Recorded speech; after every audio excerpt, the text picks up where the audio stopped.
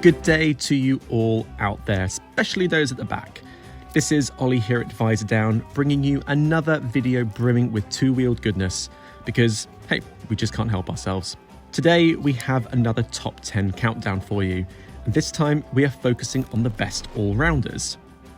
This is, of course, Olympic season, but we're not seeking the fastest 100-meter dashers, or the most spectacular gymnast, or the highest divers. We're judging the motorcycle equivalent of the decathletes, the all-round gymnasts, and the medley swimmers, the mid to large sport tourers and GTs. How are we defining mid to large? Well, we've pinned the engine margin as anything above 900cc without easing into armchair cruiser territory. It's no coincidence that these are some of the best-selling models in Europe right now, and there are some pretty impressive motorized Swiss Army knives out there. So, we have our Big 10 right here. Which motorcycles will be proudly displaying their medals come the end of this rundown? Only one way to find out. Here we go. Remember that whole brouhaha over whether athletes with prosthetic blades should be allowed to enter the Olympics? Well, the Yamaha Nitro GT is probably the motorcycle equivalent of needing special dispensation to appear here. Yes, it has three wheels on its wagon, and we could spend all day debating its validity for inclusion here. Just the very ethos of the Nikon means you'll love it or loathe it on the strength of its unusual trike setup. But there's no denying it strikes right at the heart of what a GT should be. That extra front wheel adds reassuring levels of stability and grip for those not so inclined to get their knee down. And if your pillion happens to be a big influence on your buying decisions, then this would probably feature pretty high on your list. However, there are limitations. Its 260 kilogram weight combined with 113 brake horsepower makes it lethargic. And at just over £15,000, it's eye-poppingly expensive when you consider Yamaha offers the perfectly suitable Tracer 9 for a fair chunk less. Oh, and you'll need to get used to people gawping at you because, let's face it, the Nikon, it looks weird. While most people go $1,250 when looking for a GT Tourer with a propeller badge on it, did you know you don't actually have to?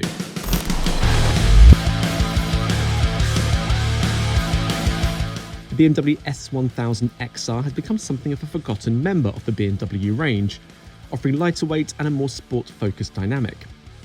Updated in the same vein as the accomplished S1000 RSR sports bike, the latest generation gets sharper styling that lends more keenly to the description of an athletic adventure sports tourer. With 160 horsepower, it pushes along at a decent rate of knots, while the long travel suspension is cushioning.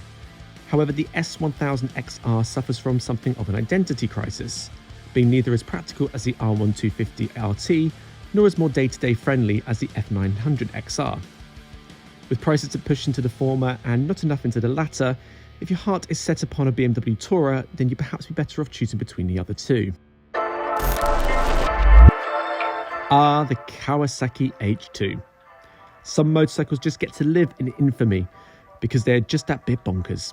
The sort of model that lives on a poster with its outlandish looks and beefy power figures. However, while the H2 is certainly hyper, in more practical SX trim, it is also a worthy long-distance mile muncher, even if it certainly puts the sport in sports tourer. With 200 horsepower brimming from its supercharged 998cc engine, the H2 SX still packs a punch when you open the throttle. While you'll get to your destination faster, it hasn't completely foregone comfort and practicality. If you're interested, the H2 SX comes in tourer specification with panniers, but no one buys an H2 without riding it in the fast lane. Let's just say the scenery on the Autobahn has never looked so blurry.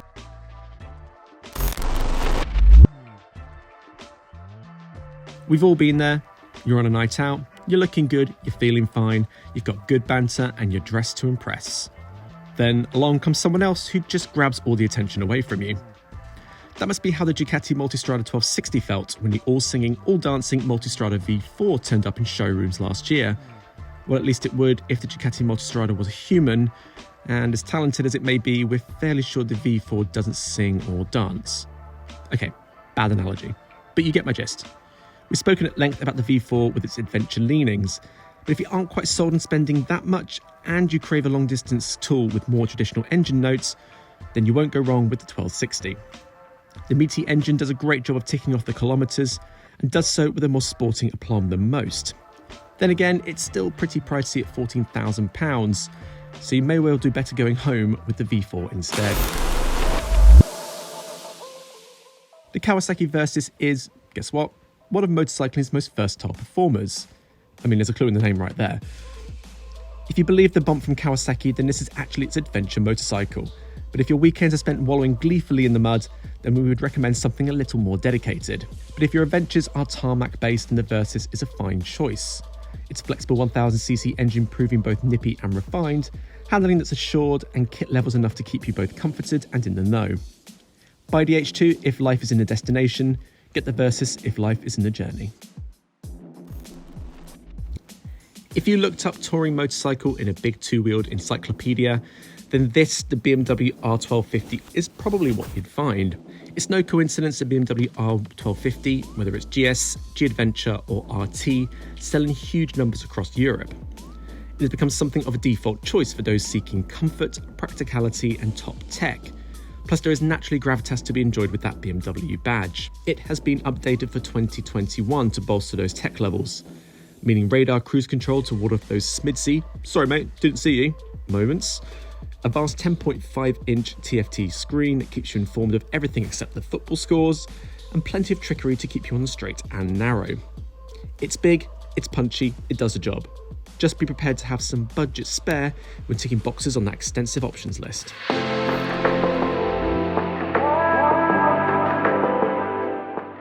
Much like the BMW R1250 RT, the KTM 1290 Super Duke GT is the very embodiment of the cross-continent jaunt, zipping through nations without a flutter of a heartbeat and keeping the corner of your mouth raised into a smile.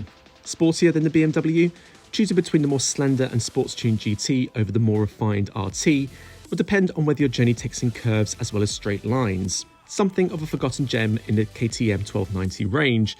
Between the Go Anywhere Super Adventure and the Blade-esque Super Duke, the GT has something of a sports bike alter ego with its responsive 173 brake horsepower engine, while handling is certainly keen if you push on. However, KTM reliability remains a question mark, and while the Austrian firm has been working hard to rectify this, it's something not many want lingering over their heads as you tick off the miles.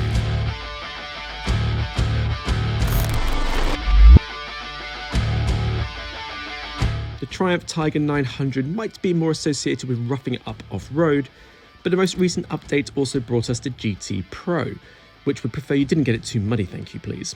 Different to its main rival, the Yamaha Tracer 9, in that this is adapted from more adventure-orientated underpinnings of the Tiger 900 Rally, the GT Pro nonetheless holds its own on the smoother stuff, with the brisk triple-cylinder engine delivering 93 brake horsepower. What it loses in go-anywhere ability, without trading it in entirely, the Tiger 900 GT Pro gains in soaking up the miles with aplomb. If at £13,200 it is on the pricey end of the scale, then the softer, lighter Triumph Tiger 850 Sport ticks many of the same boxes, but does so at little more than £9,000. One of the triumphs of modern motorcycling, yet one which came from humble beginnings, the Kawasaki Ninja 1000 SX was our favourite big sports tourer of 2020. But a year is 2021 and it has been dethroned, but only just. Originally launched in 2010 as a half-fared sports tourer version of the Z1000, the SX proved an immediate hit due to its mix of 140 brake horsepower, decent handling, fared practicality, and most importantly, its sub £10,000 value, all of which was sufficient to make it Kawasaki's best seller. Updated for 2020, it's a sharper weapon in the bends without losing its pleasant refinement. Plus it gets a whiz-bang TFT dash, cruise control and a quick shifter. It's not quite sub 10k anymore, but it's certainly one of the best value options on sale that does the job of bigger, more expensive models more than adequately. We've gone from 10 to 2, so all that is left is for us to announce our gold medal winner. Step up Yamaha Tracer 9 GT. We always had high hopes for this model. Not only was it supposedly going to be an improvement on the outgoing but still well-liked Tracer 900, but the excellent all-round abilities of the smaller Tracer 7 suggested its bigger brother would be just that bit more practical, bit more powerful, and a bit more refined too. And so it has proven, the Tracer 9 GT proving a true bike for all seasons, that carries on the excellent traits of the also recently launched MT09, where the softer dynamics don't harm the handling and the larger 889cc triple-cylinder engine refuses to get flustered while delivering a tuneful wisp at the same time. In GT spec, the semi-automatic suspension is a boon, while the clear dashboard, heated grips, cruise control and quick shifter continue to make journeys as easy as they can be fun. Let's just say it is precisely no coincidence the Tracer 9 is one of Yamaha's biggest global sellers, and no wonder it is Visordown's top GT sports tourer of 2021.